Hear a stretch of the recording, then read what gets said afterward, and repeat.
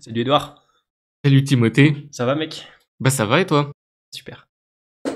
Aujourd'hui, on va parler un petit peu de toi et de ton parcours. Parce que mec, en vrai, j'ai reçu ton mail mec, j'étais choqué, tu vois. Même avant en fait. Alors, on va peut-être expliquer ce qui s'est passé, mais du coup, t'as été élu vice-président étudiant C'est ça. de l'université.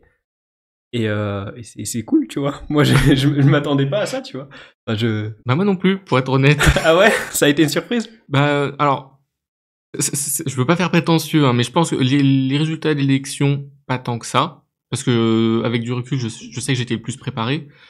Mais ma candidature a plus été une surprise que le résultat. Parce que... Candidature? ouais. Parce qu'en fait, au début, j'étais pas parti pour être candidat.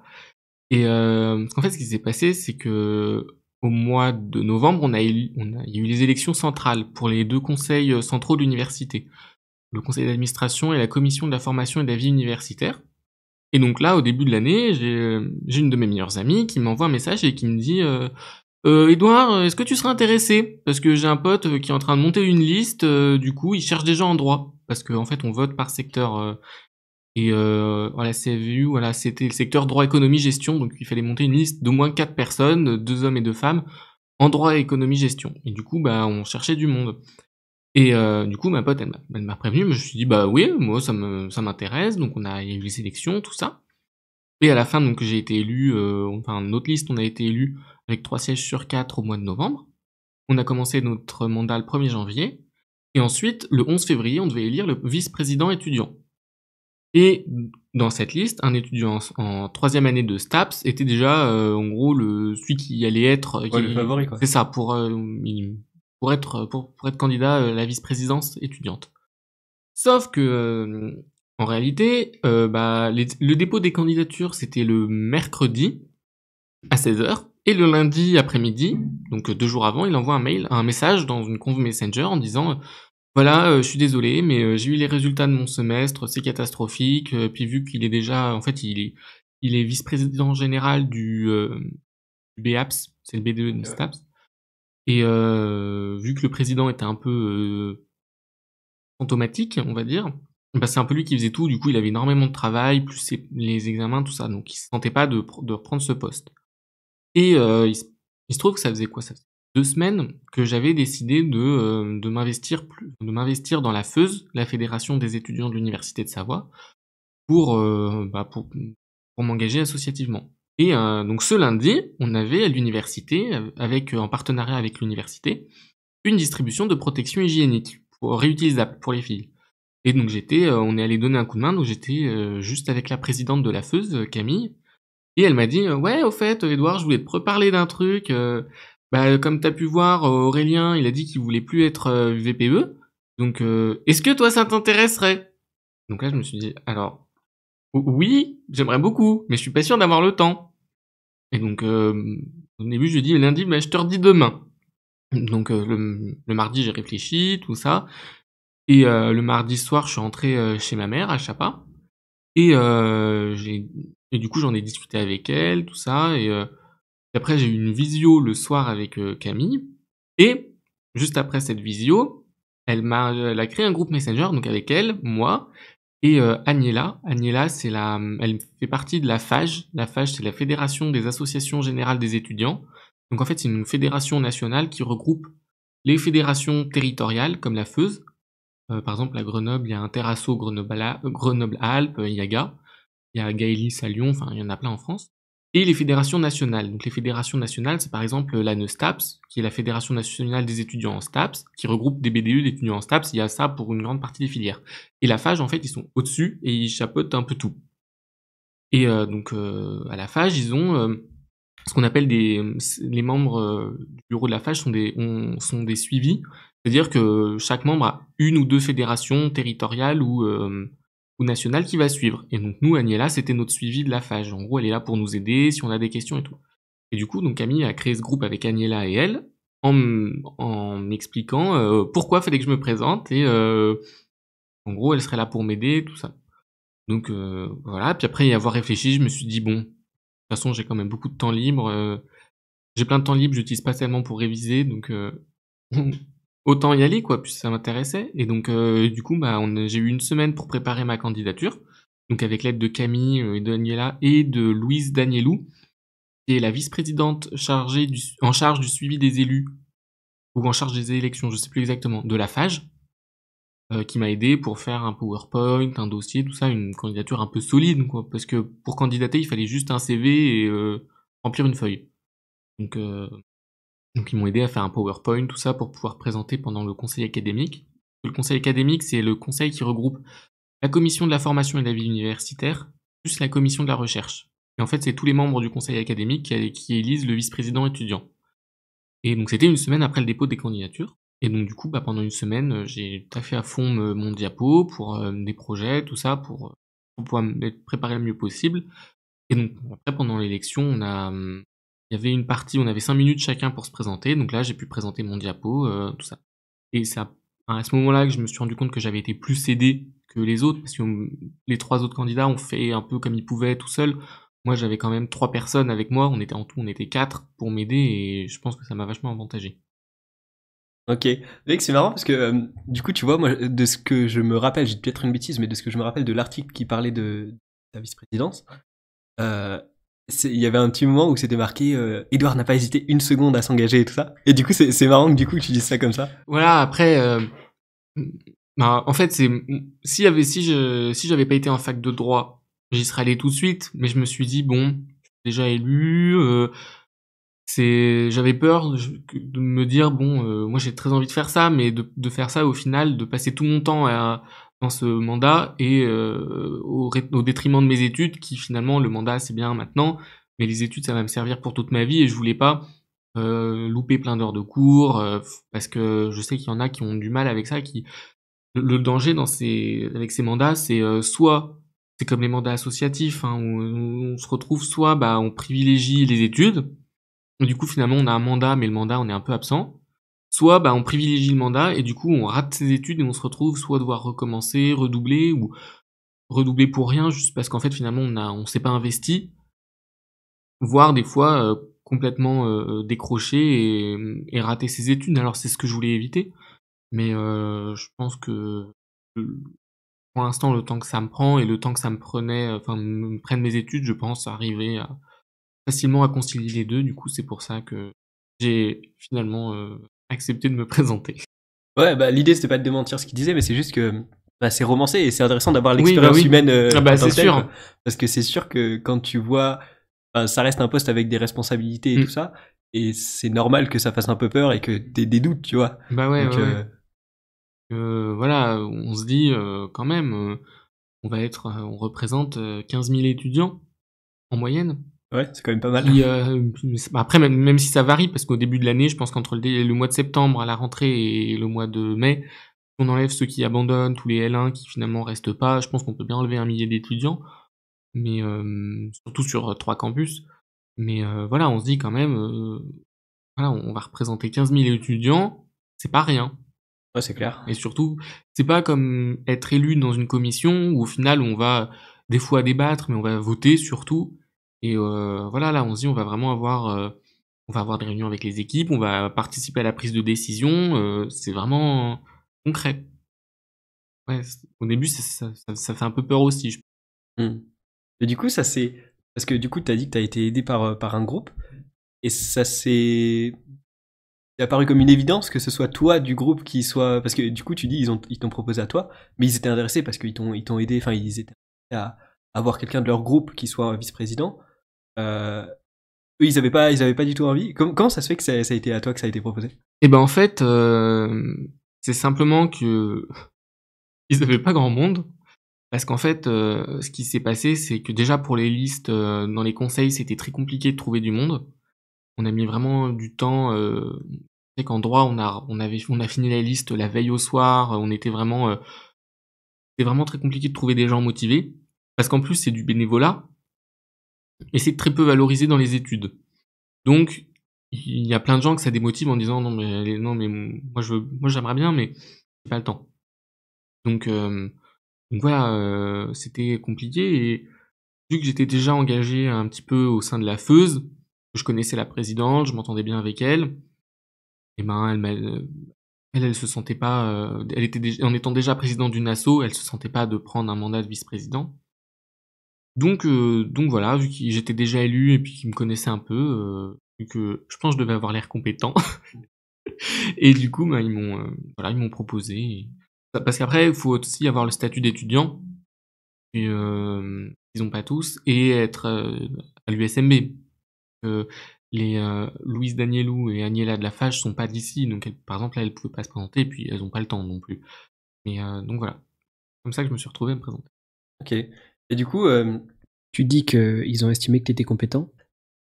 Et d'ailleurs, tu l'as dit que ça faisait un petit moment que déjà tu étais investi en vie associative. Enfin, au moins 2 semaines en tout Oui. cas, que ça t'intéressait vraiment beaucoup, Oui. beaucoup. Ça fait combien de temps d'ailleurs que t'es investi dans les associations étudiantes? Au mois de janvier. Ok, d'accord. En fait, Donc parce rien avant. que bah, par exemple, le BDE en droit, c'est la JES, c'est l'association des juristes et économistes de Savoie, avait pas forcément des actions qui me motivaient beaucoup. C'était surtout organiser des soirées, ils vendent des pulls et après ils organisent un procès fictif. Mais voilà, c'était pas forcément des actions qui m'intéressaient de ouf. Et je connaissais pas la Feuse. Et c'est grâce à ces élections que du coup j'ai pu rentrer en contact avec eux, j'ai pu les connaître. Et leurs projets, leurs actions m'intéressaient beaucoup plus que juste un B2E. Donc c'est comme ça que je me suis dit, bon bah allez, je vais m'investir. Ok. Par rapport à toi, du coup, question qui a rien à voir, du coup, mais qu'est-ce qui t'a amené à vouloir faire du droit? Alors faire du droit, donc bah, pour placer le contexte, donc j'ai fait un bac S des maths. Ouais. Et en première, bon, ça commençait à être un peu compliqué. Enfin, ça allait les notes, mais c'est juste que ça m'intéressait de moins en moins. Et vraiment en terminale, j'allais en cours à reculons, vraiment, ça m'intéressait pas du tout. Encore les maths, ça allait, mais le reste, je pouvais plus. Et je me voyais pas continuer dans les sciences, en fait. Je me suis dit: «C'est pas possible, vu que là, rien qu'au lycée, avoir 2 heures de physique, à la fin, j'ai envie de me tirer une balle, je peux pas continuer là-dedans». Donc j'ai fait, mais je savais pas ce que je voulais faire. Donc j'ai fait un accompagnement avec, une consultante sur Chambéry.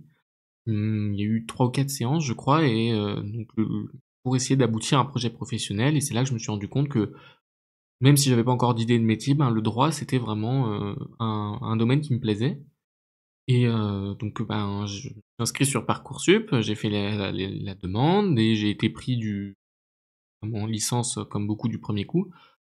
Et du coup, bah, je me suis dit: «Bon, bah, allez, on va tenter». Et tout en sachant que ça se trouve, ça allait pas me plaire, en fait. Mais bah, dès la rentrée, j'ai beaucoup accroché, j'ai trouvé ça super intéressant, et j'ai même, pour une des premières fois de ma vie, pris du plaisir à faire des exercices. Et donc du coup, voilà, c'est comme ça que j'ai compris que c'était ma voie. Ok. Et du coup, t'as des perspectives d'avenir plus ou moins précises de ce que tu veux faire avec cette formation ou pas? Pas du tout. Ouais.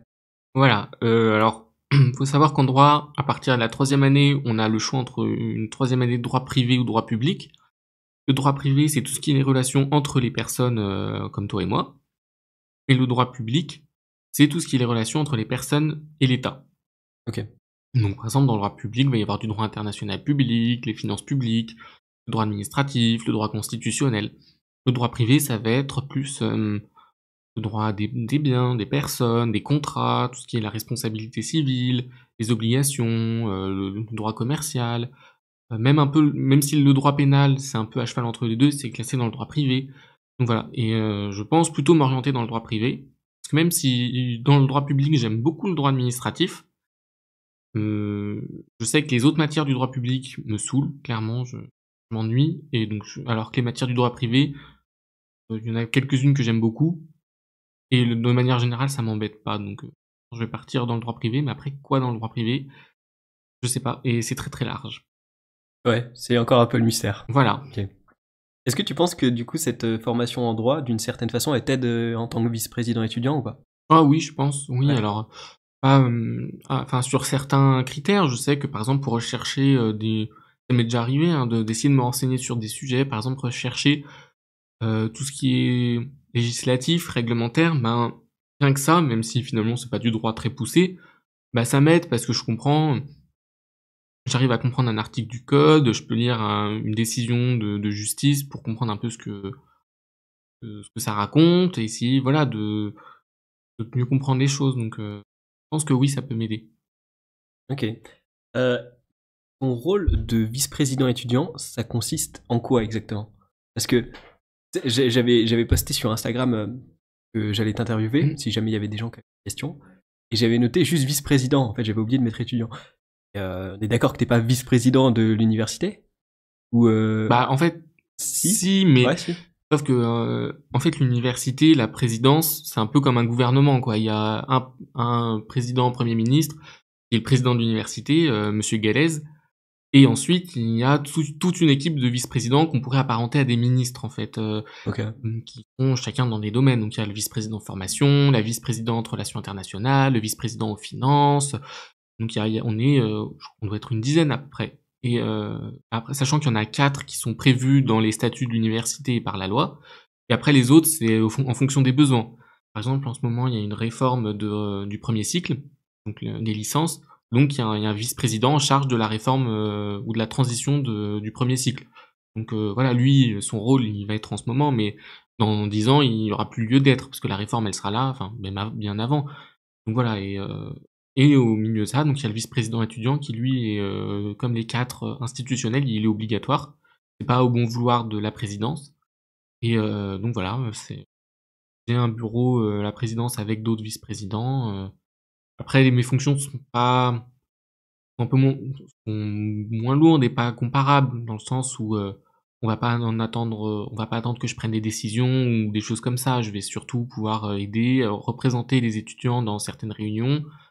Donc voilà, c'est surtout ça en fait, surtout de la représentation, même si je vais participer à des projets où j'ai déjà pu commencer à travailler. Voilà, c'est de la représentation, c'est pour dire en gros oui, on a parce qu'une université c'est pas que du personnel en fait et voilà, on a quand même un étudiant qui est là pour représenter finalement les 15 000 usagers de l'université. Ouais, en gros, t'es un peu le délégué, mais version plus poussée C'est ça, de l'université, en c'est gros. ça, voilà, c'est faire le lien entre les étudiants, la présidence et enfin, par exemple, du côté des étudiants, ben, je peux un peu plus représenter la présidence, mais si on se place du côté de la présidence, ben, je représente les étudiants. En fait, voilà, c'est faire le lien entre les deux. Lien qui est pas forcément facile parce que, déjà, si le vice-président qui s'occupait des étudiants, c'était pas un étudiant, ben, c'est quand même pas pareil. Et donc voilà, c'est important. Et voilà, comme tu dis, c'est un maxi délégué, quoi. Hmm. C'est un délégué nommé indirectement, mais voilà, c'est un délégué.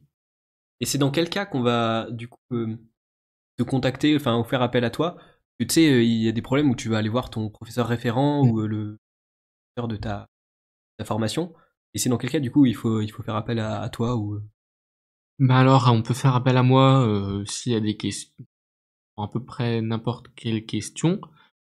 Après, on peut faire aussi appel à moi, surtout si on a une idée de projet. Ouais. Voilà, ou si on veut, si on a une question sur le fonctionnement de l'université, ou voilà, si un étudiant a une idée de projet, mais il sait pas trop comment aborder les choses, se dire bah comment je commence pour pour mettre en place ce projet, bah moi je pourrais l'aider. Après voilà, je sais que certains étudiants ont un peu du mal à comprendre ce poste. Je pense que certains aussi ne savent pas que je suis un étudiant parce que j'ai une adresse mail de fonction en fait. On se passe de VPE en VPE et j'ai déjà reçu des mails d'étudiants qui, je pense, comprenaient pas trop la fonction. Ils m'envoyaient par exemple le mot du médecin qui excusait leur absence en TD la Ouais, veille. du coup, c'est pas vraiment à toi qu'il faut s'adresser, Bah quoi. non, parce que même si je sais pas que je veux pas aider, hein, mais même si je voulais, ben je peux rien faire. Je suis pas un service de scolarité, je gère pas tout ça, donc je peux pas. Et donc quand c'est comme ça, ben, j'essaye de répondre en disant c'est pas moi qui m'en occupe, contactez tel ou tel service, c'est eux qui pourront vous informer. Mais donc voilà, on peut s'adresser à moi pour une question, donc ça, j'hésiterai pas à répondre, hein. Je sais que je suis pas non plus surchargé de mails, donc une question, j'essaierai toujours de prendre le temps d'y répondre, même si finalement je suis pas la personne concernée, j'essaierai au moins de trouver ou de mettre l'étudiant sur la piste d'une personne pourra répondre à sa question. Ok. Au niveau de ta prise de fonction, ça s'est passé comment? Parce que tu m'as dit qu'au début, c'était un peu... Et il se passait pas grand-chose. on va dire il faut que j'aille demander les choses, quoi. Enfin, si j'attends que ça tombe tout cuit, je pense que je peux attendre la fin du mandat. Parce que, donc, il y a eu l'élection le 11 mars. Ouais. Alors déjà, le 11 février, il y a eu une première élection qui a été ratée. Je sais pas si tu as reçu le mail le soir du 11 février de l'ancien vice-président étudiant qui expliquait que j'avais été élu. Sauf qu'en fait, ils se sont rendus compte le lendemain matin en revérifiant comment dire, la, Putain. ouais, oui, voilà, en vérifiant la validité du scrutin, et ils se sont rendus compte que, en fait, il y avait eu, j'avais eu 24 voix, et ils avaient compté 24 voix sur 46 personnes, donc j'avais la majorité absolue. Sauf qu'en fait, ils se sont rendus compte qu'ils avaient regardé le nombre de personnes qui avaient voté en utilisant la feuille d'émargement, mais pas en utilisant le scrutin. Et en fait, il y a 49 personnes qui ont voté, mais que 46 qui ont émargé. Et du coup, j'avais pas la majorité absolue sur 49, du coup, la seule solution, c'était d'invalider complet. Et un mois après, on a recommencé, donc on a tout refait à zéro, donc on n'a pas eu besoin de reposer notre candidature. On a recommencé les votes à zéro, on a tout repris. Donc déjà, ça a pris un mois. Finalement, il s'est rien passé. Donc ensuite, il y a eu l'élection le jeudi. Donc le jeudi soir, j'ai su que j'étais élu. Le vendredi, j'ai flippé toute la journée parce que la fois d'avant, il m'avait appelé le vendredi dans l'après-midi pour me dire que finalement, c'était pas valide. Et du coup, je me suis dit: «Bon, j'espère qu'il va pas m'appeler, j'espère qu'il va pas m'appeler». Donc il m'a pas appelé, donc j'étais content. Et le lundi matin, le président a annoncé dans son mail du lundi, traditionnel, mon élection. Ensuite, après, j'ai attendu une semaine sans qu'il se passe rien. Ensuite, j'ai contacté madame Bonato, qui est la directrice générale des services, en lui demandant en quelque sorte comment ça allait se passer pour moi.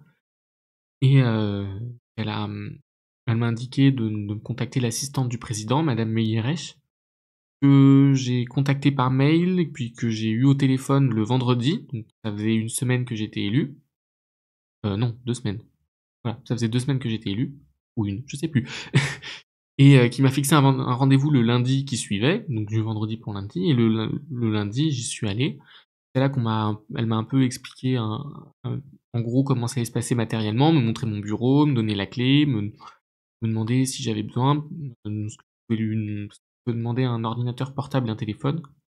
Donc me dire si jamais j'ai besoin, je peux lui demander, tout ça, m'expliquer, pour l'adresse mail, tout ça, et me faire visiter un peu les locaux, parce que je sais pas si tu sais, mais c'est à Marcoz, c'est en centre-ville. Ok. C'est pas sur un des campus, donc c'est des locaux où j'étais jamais allé.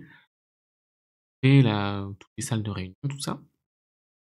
Et donc du coup, après j'ai pu rencontrer le vice-président en formation à peu près 10-20 jours après, pour qu'il m'explique plus clairement ce qu'étaient vraiment mes missions, mon but, parce que je savais pas trop comment me positionner. Est-ce que fallait que j'attende qu'on me contacte?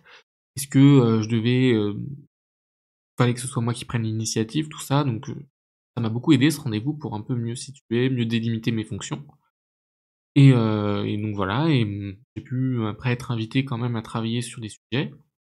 Et en ce moment, j'ai rendez-vous avec le président de l'université à la rentrée, le 26, pour discuter avec lui, pour pouvoir aussi avoir un contact avec lui. Et en ce moment, je suis en train de contacter les directeurs des services, pour pouvoir les rencontrer et dialoguer un peu avec eux, donc le service des sports, le service des bibliothèques universitaires, le service de santé, donc tout ça pour avoir un peu, connaître un peu du monde, me présenter à eux, puis qu'aussi ils soient pas gênés de me contacter s'ils ont envie sur des projets. Et aussi contacter la vice-présidente étudiante du Crous. À Chambéry, c'est le même Crous que Grenoble, donc c'est une étudiante de Grenoble. Donc voilà, et en ce moment, je suis en train de contacter du monde pour rencontrer, me présenter et qu'on puisse discuter des projets. Quand t'as été mis en fonction, la première chose que t'as fait ou que t'as eu envie de faire, ça a été quoi? Pas grande question, hein. Alors, faut que je me souvienne. Après, c'est un peu compliqué à dire parce que finalement, ma mise en fonction, ça a pas été un jour pile. Ça a pris un peu de temps et c'est encore en cours, en fait. Donc, moi, la première chose que j'ai envie de faire, en fait, c'est de travailler. C'est simplement pas pas forcément de sujet exact précis, même s'il y a des sujets qui me tiennent plus à cœur que d'autres, mais il y a aussi des sujets, je sais que ça prend plus de temps, c'est plus long, donc je peux pas, brusquer tout le monde, parce qu'en plus l'université c'est long à fonctionner, il y a beaucoup de services, donc voilà. Et après j'avais vraiment hâte de commencer à travailler, de participer à des réunions, pouvoir apporter mon aide, et ça s'est fait plutôt assez rapidement. Ouais, tu veux juste être actif pour l'instant Pour et faire l'instant, des trucs, voilà. quoi. Je me dis, j'ai besoin de pas, parce que, ça fait plus d'1 mois que je suis élu maintenant. Je me dis, voilà, j'ai envie de pouvoir, le mandat finalement se termine en décembre 2022, le 31 décembre 2022. Ouais, ça laisse pas tant de temps que ça, hein. Donc voilà, je me dis, ça passe vite au final, ça fait un peu moins de 2 ans. Donc je vais pouvoir avancer le plus possible, sachant que finalement on peut quand même enlever, les périodes de fermeture de l'université, soit, déjà 1 mois, voire 1 mois et demi tout l'été. Ça enlève beaucoup, il y a des moments où on travaille pas, des moments où les gens sont en vacances, donc forcément ça enlève du temps et j'ai envie de faire le plus possible, donc j'avais vraiment envie de commencer à travailler. Puis me dire aussi, voilà, je suis élu, je commence à travailler, parce que finalement être élu, être investi dans un projet, finalement, une fois qu'on est élu, se dire bon, bah, Mmh. je suis élu, d'accord, ok. Qu'est-ce que je fais? Bah rien, j'attends, c'est démotivant quand même. Et après, est-ce que tu sais si, enfin, je sais pas comment ça fonctionne, si tu peux être réélu plusieurs fois ou autre? Oui, alors on peut être élu. Après, je sais pas s'il y a un nombre limite de fois. Enfin, oui, forcément, parce qu'il y a un moment, faut être étudiant, donc et voilà. Après, je sais pas où je serai à la fin de mon mandat. Je sais pas si j'aurai encore envie de rester sur Chambéry ou de partir, ou la façon aussi dont va se dérouler mon mandat. Si je m'entends bien avec les équipes, tout ça, j'aurais peut-être envie de reprendre un mandat. Peut-être que ça se trouve, ce sera au moment où je commencerai les masters, la sélection master. Donc je me dis, si ça se trouve, je serai pas pris dans un master à Chambéry. Et auquel cas je serai obligé d'aller ailleurs, et donc pas peut-être ailleurs, mais si je pars de l'université Savoie-Mont-Blanc, je peux pas rester vice-président de l'université. Donc je verrai, je pense, à ce moment-là, comment ça s'est passé, puis comment j'envisage mon avenir aussi. Ouais, parce que du coup, tu peux arrêter en cours de fonction pour une raison X ou Y. Voilà, imaginons, j'ai un souci personnel, hein, qui me force à arrêter, hein, voilà, c'est possible de démissionner. Après, normalement, si je démissionne, ils vont refaire une élection, sachant que je pense que ça dépend aussi, la durée du mandat. Si je démissionne 1 mois avant la fin du mandat, ils vont peut-être pas s'enquiquiner à refaire une élection. Et imaginons, là, il m'arrive un accident, je tombe gravement malade, ou quelque chose qui me force à tout arrêter, ben, je pourrais démissionner, oui. Mais j'ai pas envie. Ça se tient. Mec, sur le podcast, on avait reçu, je sais pas si tu l'avais vu passer, on avait reçu Baptiste qui était engagé dans le syndicat solidaire étudiant. Mmh? Donc c'est un groupe concurrent, d'une certaine façon. Alors non, c'est différent, parce que syndicat solidaire, c'est un syndicat. Ouais. Nous, on est une association, enfin la FEUS en tout cas, parce que l'université, on n'est pas complètement à part, mais la FEUS, c'est une association qui est rattachée à la FAGE. Il faut savoir que la FAGE, c'est une organisation apolitique. Dans le sens, alors, on fait de la politique, dans la mesure où on participe à des conseils, les élections au CNESER, les élections dans les universités, tout ça. Mais on n'est pas affilié à un parti politique ni à une idéologie politique. On peut pas dire ah bah la FAGE ils sont de droite, ou ah la FAGE ils sont de gauche, ou non. Il y a pas de, on n'est pas affilié à un parti politique. Après, je sais que la FAGE est quand même a quand même été accusée d'être trop politique, parce que on travaillait avec le gouvernement par un syndicat dont je tairai le nom, mais un syndicat national qui préfère mener une politique anti-gouvernement.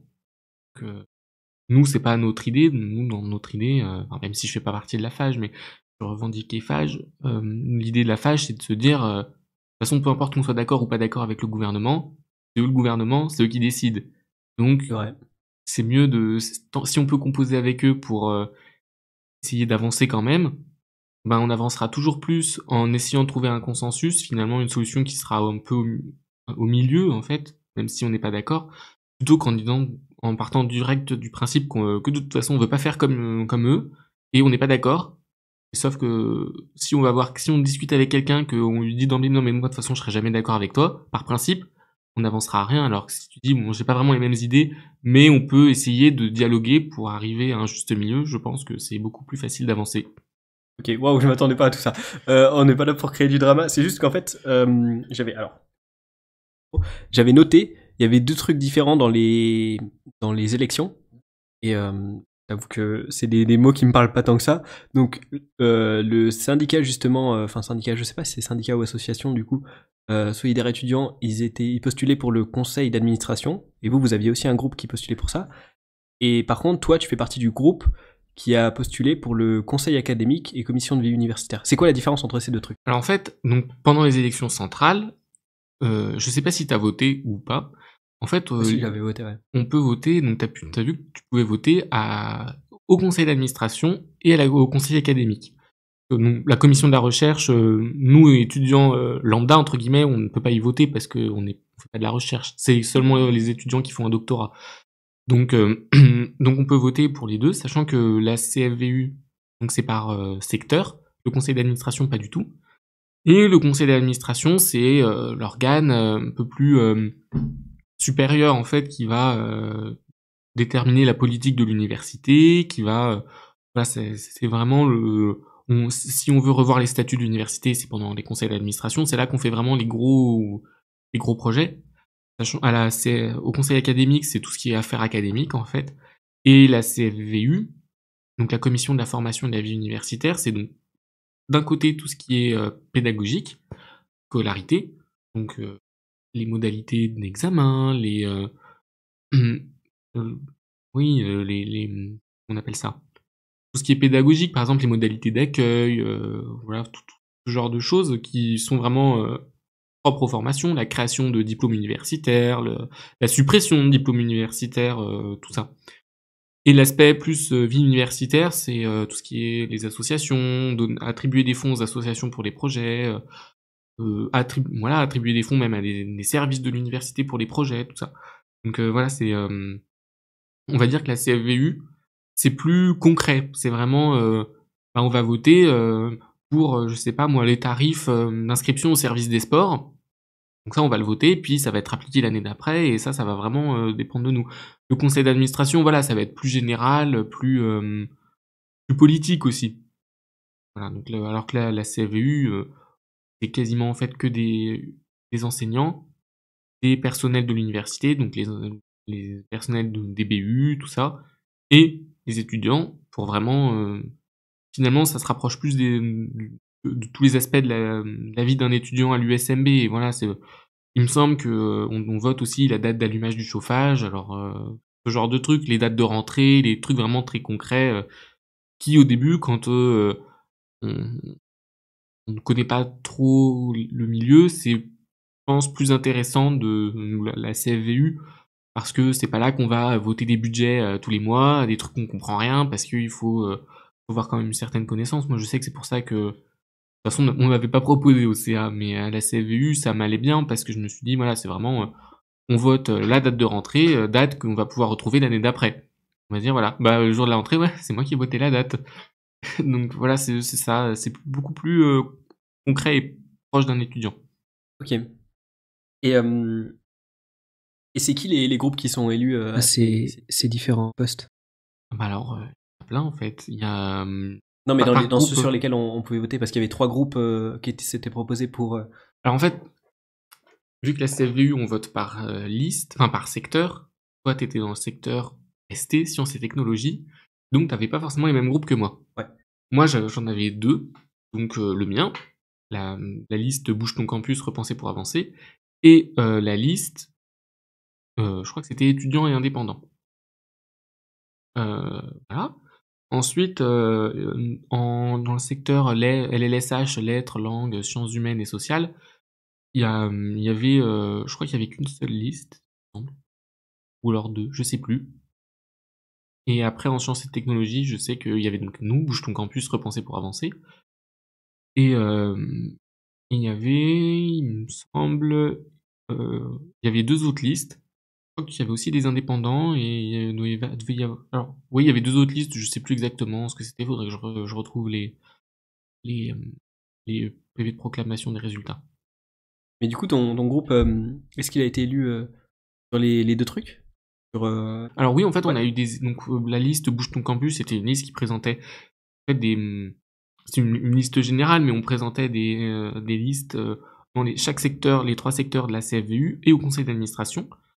Dans le secteur sciences et technologies et droit, économie, gestion, dans les deux, on a eu 3 sièges sur 4.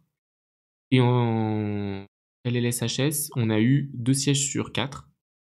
Et au conseil d'administration, je crois qu'on a eu la moitié des sièges, mais il y a eu des démissions, donc je sais plus exactement à combien on en est en ce moment. Et au final, vous travaillez un peu de manière un petit peu coordonnée ou vraiment ça n'a rien à voir du tout? Alors on essaye de travailler de manière coordonnée, parce que c'est le but d'une liste, finalement, monter une liste pour que chacun... Enfin, si tout le monde après discute pas et fait comme il a envie, c'est dommage d'avoir une liste, parce qu'avoir une liste, ça permet d'avoir un poids, la majorité des étudiants. Et c'est compliqué si finalement tu as une liste, tu penses pouvoir t'appuyer sur eux, mais si elle a au final... après, l'idée c'est pas que tu veux pas voter ça, bah tant pis, t'es là, t'as été élu, vote pour ça. C'est vraiment, voilà, plus de travail, de dire bon bah j'essaie de te convaincre, mais après forcément chacun a son libre arbitre, il peut décider pourquoi il vote. Le but c'est pas de forcer les étudiants et les représentants à voter ce que nous on a envie qu'on vote, ce qu'on nous on a envie qu'ils votent. Voilà, mais voilà, l'idée c'est de pouvoir travailler ensemble, oui. Ok. Dans l'article qui avait été fait sur toi, il y avait 3 idées qui avaient été développées dans les trucs que vous voulez faire. Privilégier, faciliter plutôt l'accès aux soins, lutter contre la précarité étudiante et faciliter l'accès à la culture. Oui. Est-ce que tu veux revenir un petit peu sur ces aspects? Bah oui, alors je peux revenir sur les 3. Donc, je vais commencer par la précarité parce que c'est là où j'ai pu faire le plus de choses, mais plus pour l'instant en tant que bénévole à la FEUS, on a pu faire des distributions de paniers repas. Je pense que tu as dû recevoir un mail Ouais, il y a eu plusieurs. avec donc les étudiants pouvaient s'inscrire et en fait la FEUS on a eu un don. La Banque populaire Auvergne-Rhône-Alpes, donc on a eu 10 000 € pour organiser ces distributions, donc qui étaient au nombre de 3. À chaque fois, donc 2 mardis et un jeudi, à chaque fois une sur le Bourget et une au centre-ville de Chambéry, en face de la gare. Et donc voilà, les étudiants ont pu s'inscrire, on allait acheter à Promocash et la coopérative du Tremblay pour les fruits et légumes, et acheter voilà des denrées avec ces sous. On a eu aussi des dons, par exemple de pommes de producteurs bio. On a eu aussi des dons ils ont appelé ça des gourmandises, enfin, genre des bonbons, des sodas, des choses comme ça de Promocash. Donc voilà, et on a pu sur 2 points de collecte, enfin 2 points de distribution, voilà, donner des denrées aux étudiants qui en avaient besoin et qui s'étaient inscrits, même ceux qui s'étaient pas inscrits d'ailleurs, parce que forcément il nous restait un peu des choses parce qu'on prévoit plus un peu large. Et donc voilà, c'était la chose la plus importante qu'on a fait. Après, on a un projet qui est en cours, un projet d'Agorae, une épicerie sociale et solidaire et un lieu de vie. Donc c'est un projet qui existe en France depuis 10 ans, qui est porté par la FAGE, dont je t'ai parlé tout à l'heure. Et en fait, c'est un label Agorae, c'est chaque fois géré par des associations locales, mais qui sont adhérentes à la FAGE. Et l'avantage de ce label, c'est que par exemple, on a le droit à des aides, des subventions. On peut aussi embaucher des étudiants en service civique. Donc ça, c'est pas mal pour certains qui aimeraient bien être bénévoles, mais qui ont besoin de travailler à côté. Voilà, c'est une bonne idée. Donc ça, c'est un projet qui est en cours. Ça va faire bientôt 1 an que la FEUS porte ce projet. Je suis en discussion avec l'université. Donc là, ça s'accélère un petit peu. On a des pistes pour un local au Bourget.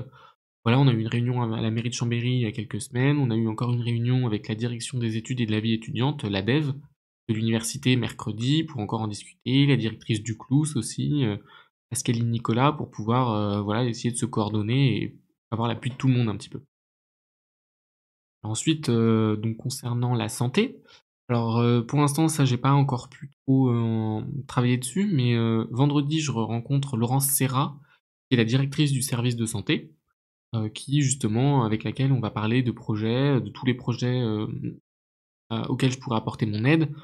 En plus la santé c'est un milieu assez particulier, on peut pas arriver en disant bon bah moi j'ai un projet, enfin il faut quand même certaines connaissances en santé. Je sais que pendant la l'élection, quelqu'un avait proposé l'idée d'organiser des vaccinations sur l'université, mais apparemment c'est un peu compliqué parce que il y a plein de contraintes si on n'est pas médecin, on le sait pas forcément. Donc voilà, elle m'a informé qu'elle me présenterait, qu'elle avait plein de projets à me présenter, donc je pense qu'on va avoir matière à travailler.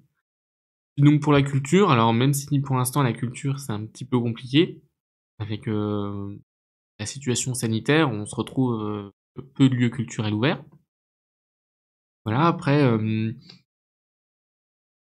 rencontre Mehdi Mokran, qui est le directeur du service commun de la documentation des bibliothèques universitaires. Je le rencontre au début mai, pour aussi voilà, discuter de projets culturels, parce que au final, si on regarde un peu dans l'ensemble, si sur un campus, sur le campus, on pouvait, en gros, on essayait de trouver le service le proche de la culture, ben, au final, c'est les BU, parce que c'est là qu'il y a tous les livres, les bouquins, voilà, c'est puis une culture plus générale, parce qu'effectivement, il y a des enseignants, mais les enseignants, ils sont très spécialisés dans un domaine.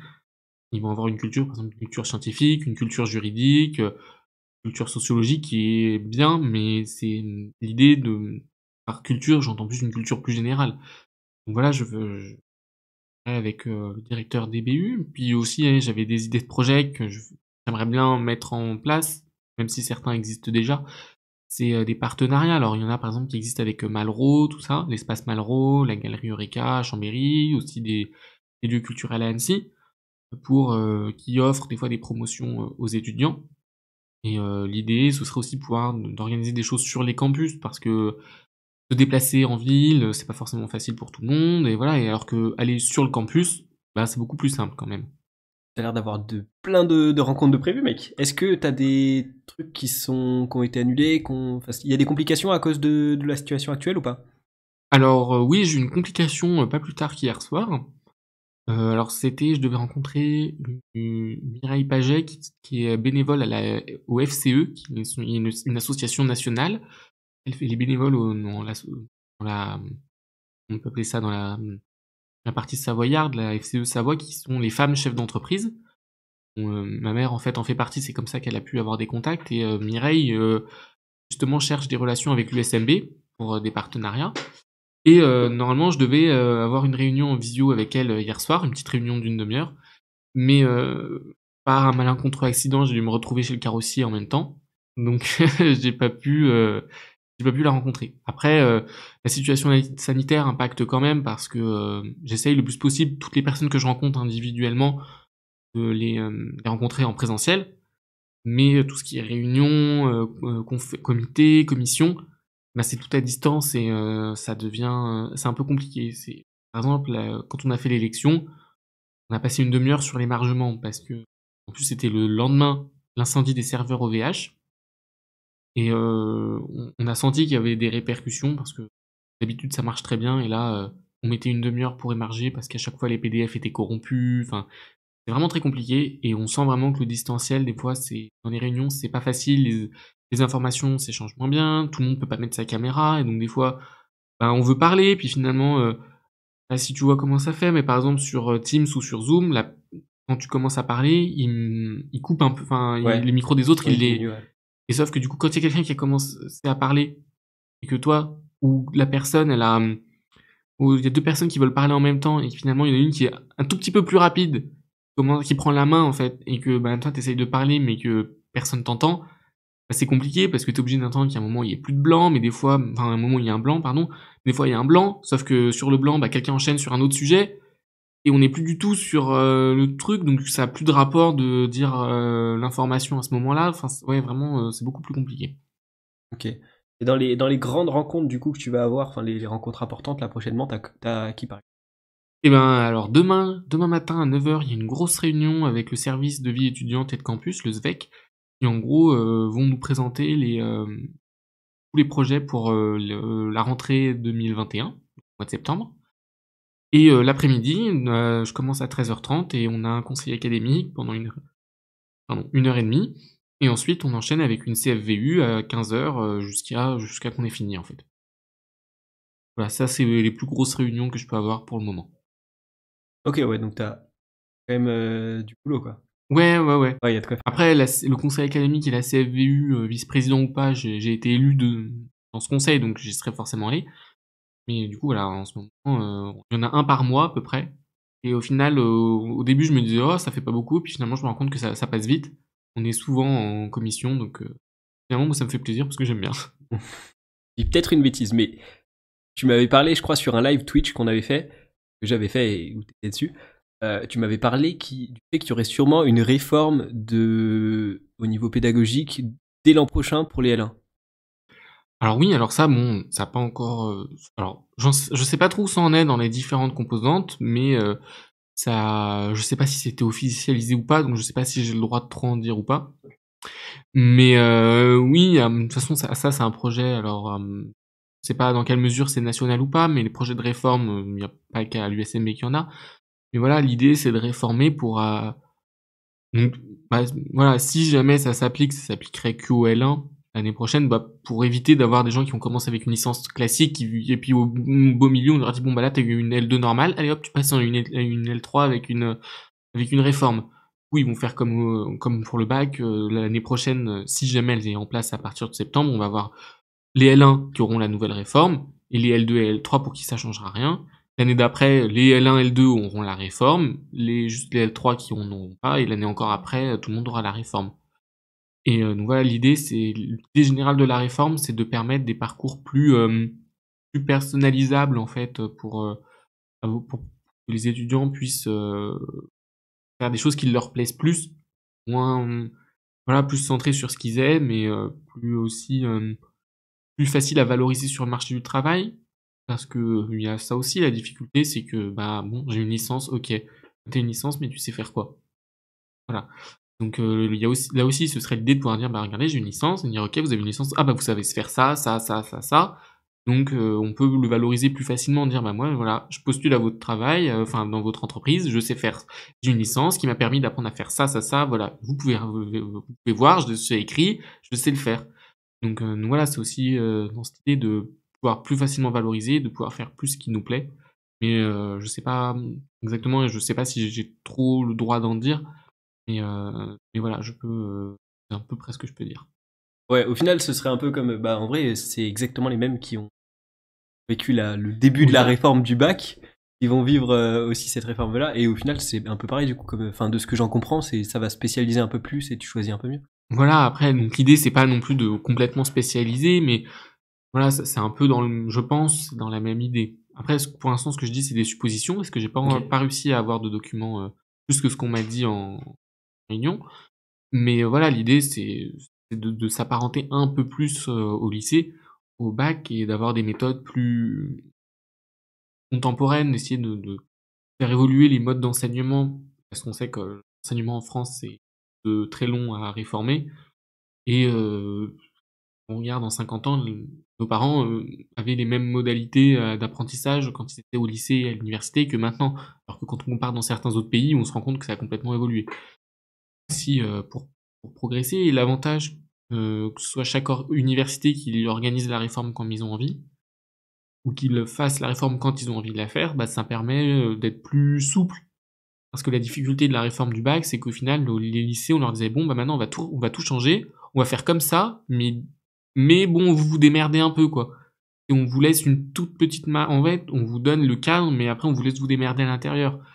Alors que là, bah, vu que c'est nous qui l'organisons, c'est beaucoup plus flexible, ce sera beaucoup plus, je pense, plus simple à organiser.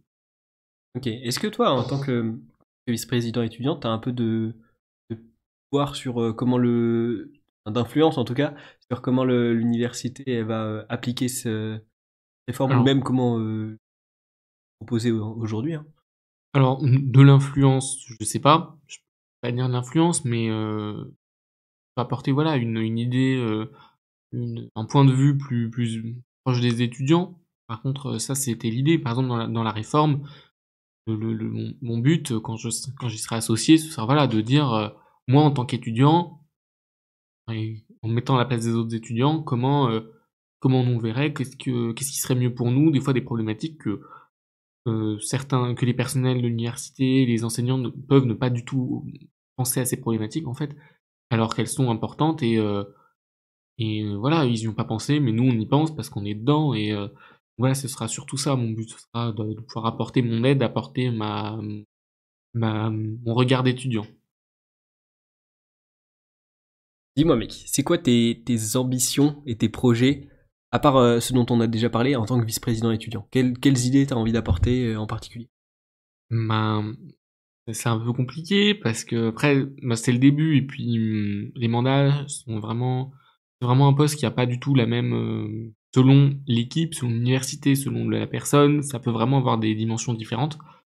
Après moi, j'aimerais bien le plus possible, inclure les étudiants dans les projets, hem, dans tous les projets qui les concernent, essayer vraiment de pas les oublier, de pas faire les projets, entre personnels et puis au final les étudiants, se retrouvent à devoir appliquer le projet, se retrouvent à subir le projet sans forcément finalement avoir pu avoir voix au chapitre et exprimer leur avis.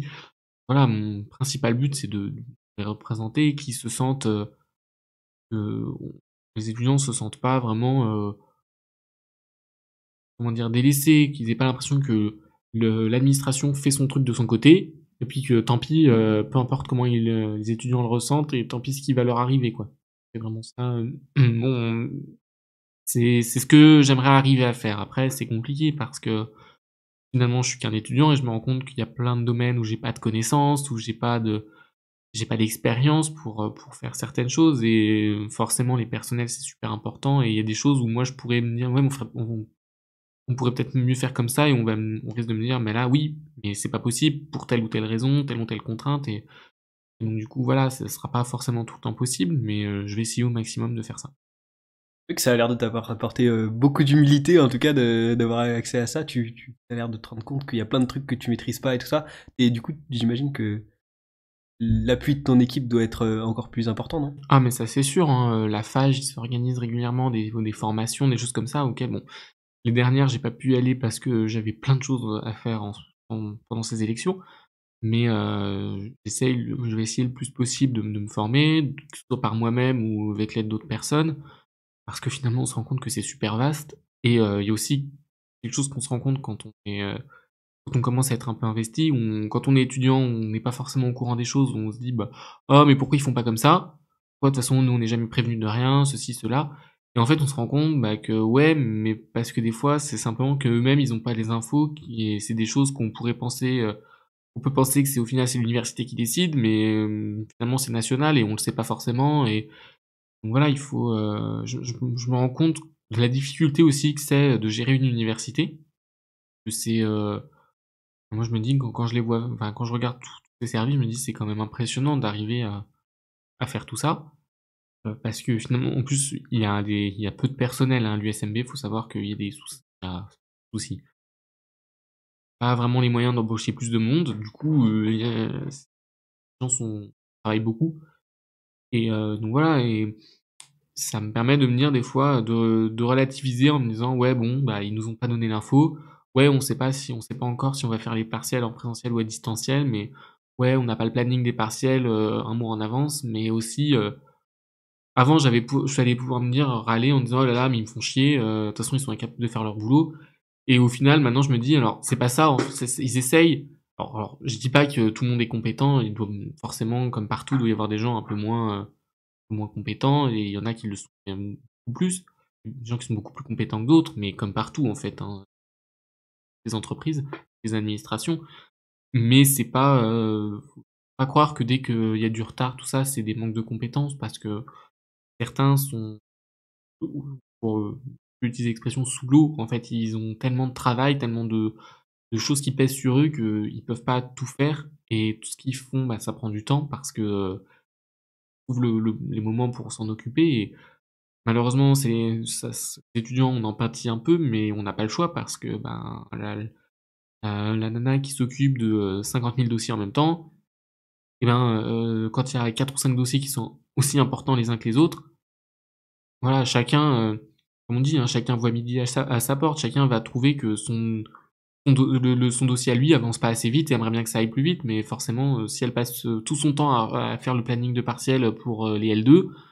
Bah, peut-être que le planning de partiel, il sera fait pour les L2, mais pour, les L3, il sera, complètement bancal, il va y avoir des trucs qui vont se chevaucher ou, peut-être que, les Parcoursup, eh ben, ils vont pas du tout avancer donc, la date va arriver des étudiants, enfin des étudiants en terminale ou, en reconversion, auront pas d'infos ou auront des choses qu'ils auront pas parce que, la personne qui s'en chargeait a privilégié un autre dossier et donc voilà, c'est vraiment très compliqué parce qu'il faut vraiment que chacun arrive à travailler, en essayant de satisfaire le plus de monde possible, mais c'est pas possible de satisfaire pleinement tout le monde d'un coup. Voilà. Ouais, c'est sûr. T'as parlé du fait que des fois, on ne te communiquait pas tout. Est-ce que ça fait un petit peu partie de ton rôle de communiquer à travers tes différents réseaux, soit Instagram ou Twitter ou autre, les informations qu'on te transmet, ou c'est vraiment pas ton rôle et c'est juste... enfin, tu peux faire ça, mais en mode bonus pour ceux qui n'auraient pas pu voir passer l'info? Après, alors, donc, non, en général, les infos, c'est pas spécialement à moi de les faire passer. Il y a des services qui le font très bien. Après, un des projets, c'est d'essayer de trouver des solutions pour améliorer la communication, pour essayer de toucher plus d'étudiants, parce que ça, c'est le grand problème, hein. Les mails, on sait que sur 15 000, il y en a peut-être la moitié qui les lisent, selon la personne qui a envoyé le mail. Donc voilà, mais après, j'ai pas non plus, il y a des choses, j'ose pas trop. Par exemple, je communique pas du tout sur Instagram ou sur Twitter ou sur Facebook, parce que c'est mes réseaux personnels. Et voilà, il y a un service de communication de l'université qui travaille, qui a sûrement un planning de communication, ils sont organisés et si, je commence à communiquer des infos qui relèvent pas de moi, et ben, ça peut faire doublon, ça peut aussi bouleverser ce qu'ils ont organisé, enfin c'est vraiment compliqué et il faut que l'info soit transmise par les moyens officiels, hein, et je sais que j'ai accès aux grandes listes de diffusion, les pour pouvoir envoyer des mails aux étudiants, mais dans ces mails, je peux faire passer des petites infos. Mais par exemple, j'ai pas le droit d'annoncer un résultat d'une élection, j'ai pas le droit de il y a pas mal de choses que j'ai pas le droit de faire, en fait. J'ai pas le droit, ouais, je peux pas, communiquer sur un projet qui me concerne pas spécialement, mais j'ai été invité à un projet, je peux pas annoncer aux étudiants ce projet via mon adresse mail, enfin, je peux pas. Peut-être que je peux, mais pour l'instant, je pense éviter parce que, en général, ce genre de choses, il y a tant que c'est pas un projet où je suis vraiment la personne la plus investie, imaginons un projet, c'est moi qui le monte de A à Z, bah là, effectivement, ce sera peut-être moi qui ferai passer l'info. Mais un projet où on m'a simplement demandé de l'aide ou de participer pour donner un éclairage étudiant, je me verrais pas du tout dire oh, bah, on a fait ça, alors que finalement, moi j'ai juste assisté à quelques réunions. Donc voilà, c'est assez compliqué, je sais pas encore trop ce que j'ai le droit de faire ou pas, parce que les listes de diffusion, il y a des règles, mais on trouve pas les règles. Donc j'ai cherché partout, j'arrive pas à les trouver. La seule règle que j'ai pu trouver, c'est la taille maximale d'un mail et que ne pas mettre de propos dégradants, humiliants, discriminants, Classique, mais quoi. voilà, je m'imaginais pas mettre des insultes racistes, dans mes mails. C'est vrai que... Voilà, donc que des trucs finalement pour l'instant de savoir-vivre, enfin, qui sont du bon sens, c'est logique et c'est même pas imaginable que ces règles n'existent pas. Mais voilà, je sais pas vraiment, trop ce que j'ai le droit de faire réellement ou pas. Et tu sais que par rapport, t'as dit qu'il y avait des gens qui lisaient pas forcément tous les mails.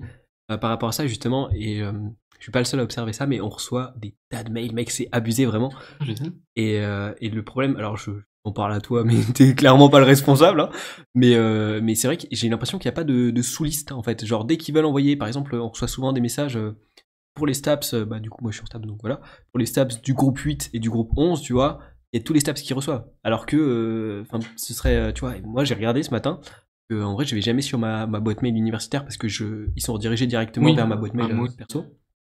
Et j'ai regardé et j'ai 1187 messages non lus, tu vois. Bon, je vais faire un peu de tri prochainement là, mais c'est beaucoup quoi. Ah oui, c'est énorme, hein. Après, ce petit tip, tu peux activer la fonction pour cocher tous les mails et tous les supprimer d'un coup. Oui. Oui, non, mais c'est plus au niveau de la réception parce Oui, qu'en fait. mais Ouais. ça faut le savoir parce que c'est pas de base et j'ai mis 1 an à le découvrir. Ok. Donc ça peut te faire gagner 1 an. Mais ouais, on reçoit énormément de mails et c'est bien le souci. Effectivement, je pense que si on recevait moins de mails, on les lirait plus. Ouais, carrément. Ouais. Mais voilà, après il y a comme tu dis, je sais, nous c'est pareil en droit, on a une liste de diffusion qui s'appelle L2 droit et il y a pas de liste, selon les groupes de TD. Alors, selon les groupes, ça se trouve le chargé de TD en question va lui-même s'être fait une liste, avec son adresse mail perso pour, pouvoir envoyer à toutes les adresses mail, seulement au groupe, mais des fois ce qui se passe, c'est que le prof référent ou le responsable d'année envoie à tout le monde parce qu'il y a pas de moyen de contacter, que le groupe ou alors il va pas, il a des infos à faire passer à 60 personnes, il va pas taper 60 adresses mail dans la barre de encart de l'envoi. Donc forcément, il passe par les listes de diffusion. Il y a juste à écrire le nom de la liste et puis ça, c'est bon. Après, ouais, voilà, c'est quelque chose sur lesquels il faut travailler. C'est vrai que c'est compliqué de avoir tant de mails qui sont des fois, on pas trop à quoi ils servent. On se dit, mais des fois des mails très longs. Enfin, je sais que même moi, hein, sur mon mail perso, je reçois plein de mails, plein de trucs, des trucs qui me concernent pas, qui pourraient me concerner, mais voilà. Et selon l'envoyeur, j'avoue, je lis pas tout, hein. C'est quand c'est un prof ou quelque chose, je lis. Quand c'est le président, je lis. Mais si c'est un service, par exemple, le service de santé, la newsletter, j'essaye de la lire. Je la lis pas à chaque fois parce que c'est long. Des fois, j'ai pas forcément le temps de la lire ou voilà. Et je pense que je suis pas le seul. Ça, c'est aussi un grand défi d'essayer de progresser sur l'envoi des mails, pour limiter, même si tout le monde est au courant qu'il faut limiter l'envoi des mails, limiter l'envoi des mails. Ben, au final, ça fait vite beaucoup de mails parce que même si on reçoit 5 mails par jour, c'est beaucoup. Mmh. Et parce que surtout quand c'est des mails informatifs. Et le problème, c'est que si chaque service envoie ne serait-ce qu'un mail par jour, on est bien au-delà de 5 mails. Donc c'est aussi la difficulté de trouver d'autres moyens de communication pour peut-être laisser garder les mails pour les choses les plus importantes. Mais le souci, c'est que le compte Instagram de l'université, je crois ils ont 2000 abonnés, on est 15 000. Donc la formation, t'es sûr qu'elle passera pas, formera personne. Alors tu toucheras beaucoup plus de monde avec les mails qu'avec les réseaux sociaux. Donc finalement, bah, les infos, elles sont envoyées sur les mails parce que c'est ça ou personne la voit. Ouais, mais du coup, tu vois, comme tu dis, effectivement, les mails, ça reste le principal moyen de communication. Et c'est vrai que je pense que sincèrement, ça serait important de faire ces sous-listes. Parce que vraiment, enfin, je dis peut-être une connerie, mais tu vois, un mail sur deux ou un mail sur trois concerne des STAPS, mais c'est pas mon groupe, tu vois. Et du coup, Ouais, bah oui. et il est direct supprimé, mais c'est quand même un peu de la pollution de boîte mail. Et Ah bah vous clairement. avez surtout, j'ai regardé ce matin, et sur la page Facebook de la Feuse, il y avait un petit atelier, supprimer vos mails, etc. Bah, ça pollue, mine de rien, ça reste stocké dans des serveurs. Et c'est vrai que ça pourrait bah, déjà éviter un peu de pollution. Et puis même, c'est vrai qu'on aurait plus d'attention vis-à-vis des Mm. mails qu'on recevrait. Et c'est vrai que c'est peut-être important, je pense. Ouais, voilà, il faut arriver à trouver d'autres moyens de communication que les mails pour que certaines infos qui n'ont pas besoin de passer par mail puissent arriver quand même aux étudiants sans surcharger leur boîte mail. Et c'est une question qu'il faut se poser. Après, voilà, les mails, quand on est inscrit à l'université, bah, on a automatiquement une adresse mail qui est automatiquement inscrite sur une liste de diffusion. On n'est pas automatiquement abonné au compte Insta de l'université. Hmm.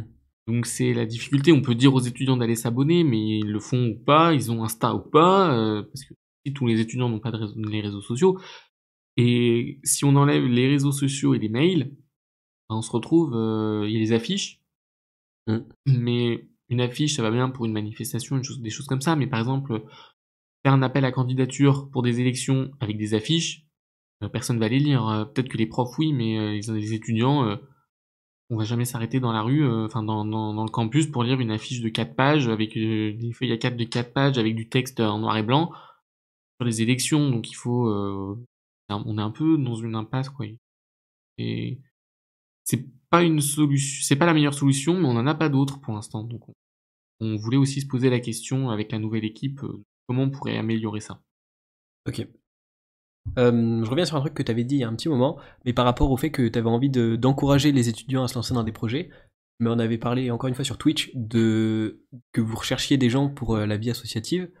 Est-ce que vous avez là c'est bon, vous avez tout le monde ou vous recherchez encore grave des gens? Ah non, non, on recherche encore des gens. Après, de toute façon, on recherche tout le temps des gens qui peuvent être disponibles et motivés, on est intéressé parce que la FEU, c'est une association qui est très jeune. Alors elle existe depuis 6 ans, mais il y a eu des périodes de progression, il y a eu des périodes sombres où pendant un an ou deux, elle a quasiment disparu.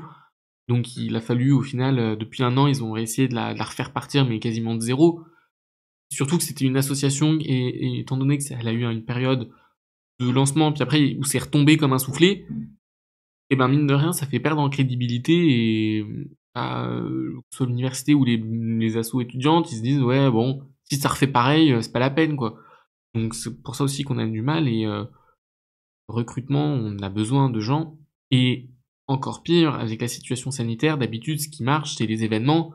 L'association, elle organise un événement, et puis on rencontre des gens qui viennent pour profiter, et puis qui finalement se disent ah bah tiens, peut-être que ça m'intéresserait, puis qui finalement passent dans un BDE, et puis après ils se disent bon allez, je vais aller à la fédération territoriale. Voilà, sauf que avec le Covid, on a pu faire que très peu de projets et de rencontrer que très peu de monde, et du coup pas forcément des gens intéressés. Et aussi pas motivés, ceux qui étaient là, bah il y en a beaucoup qui arrêtent parce qu'ils sont plus motivés.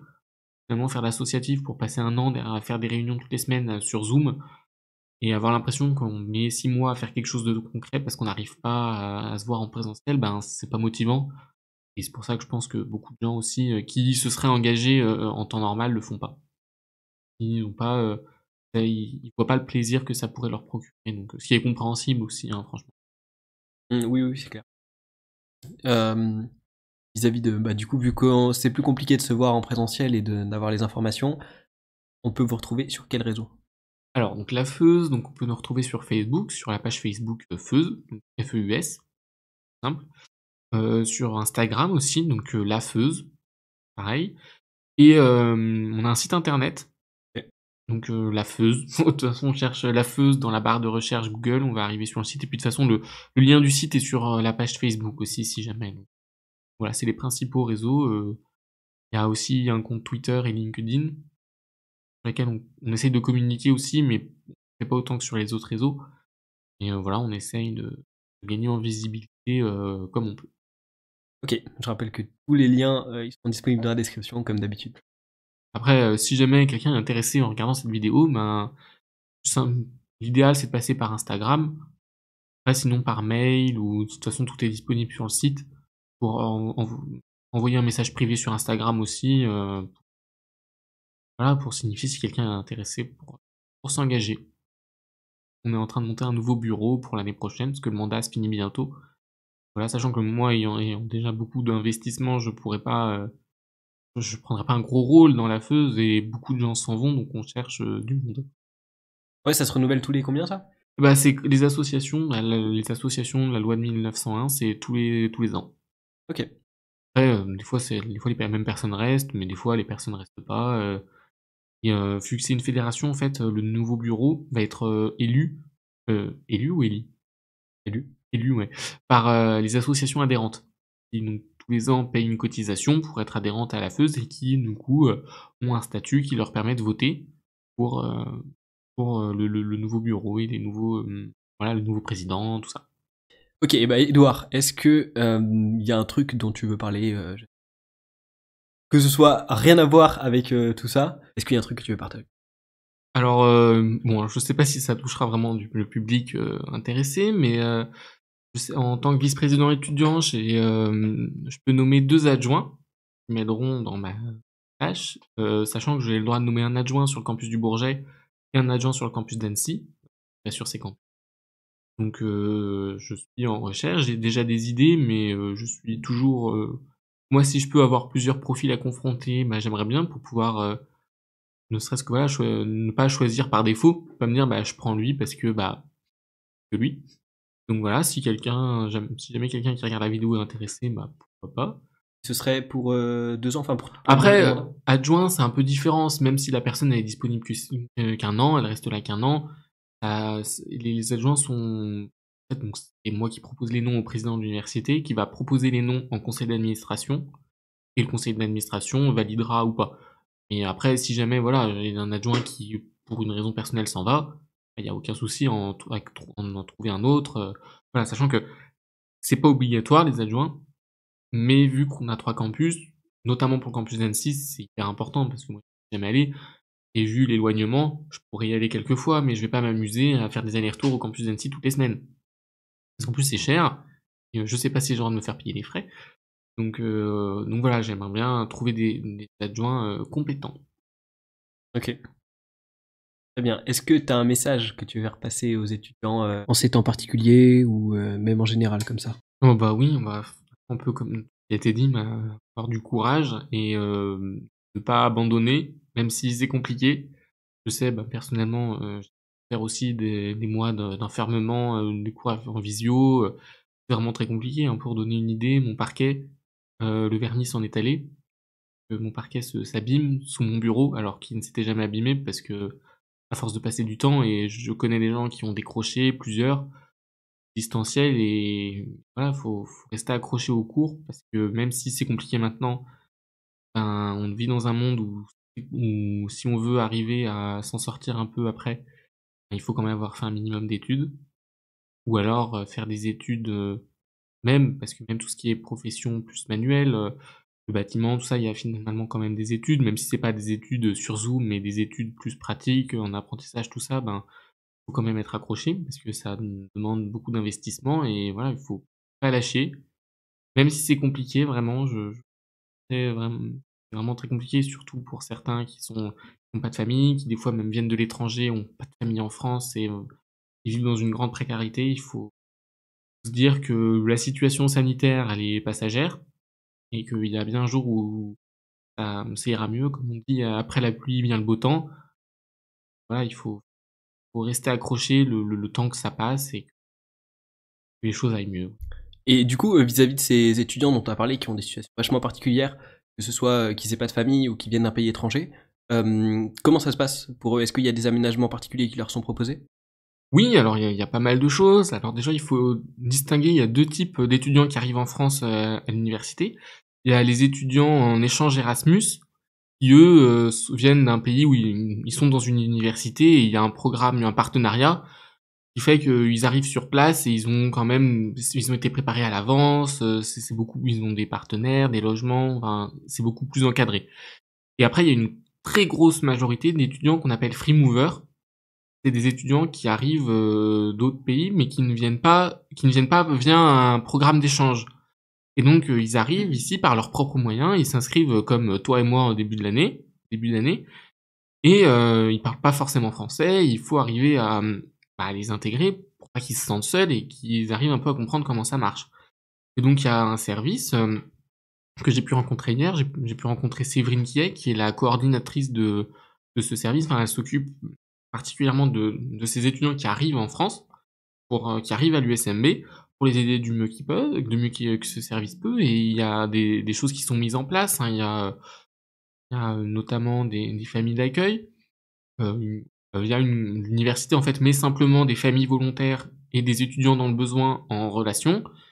Et ensuite, il leur propose aussi, une convention, qui est déjà rédigée, que la famille et l'étudiant, peuvent, remplir entre eux, moyenne fixant par exemple le tarif, parce que l'idée c'est pas d'offrir, gratuitement, parce que, on sait que comme on dit, «Ce qui n'a pas de prix n'a pas de valeur». Et l'avantage, même si c'est pas énorme, parce qu'on sait bien que tous les étudiants ont pas les moyens de mettre très cher, dans ces logements, donc ça permet quand même de dire, d'instaurer une limite et vraiment de poser le cadre, que les choses soient bien claires. Il y a quand même une petite redevance et ça permet, voilà, de mieux construire que ce soit plus stable, en fait.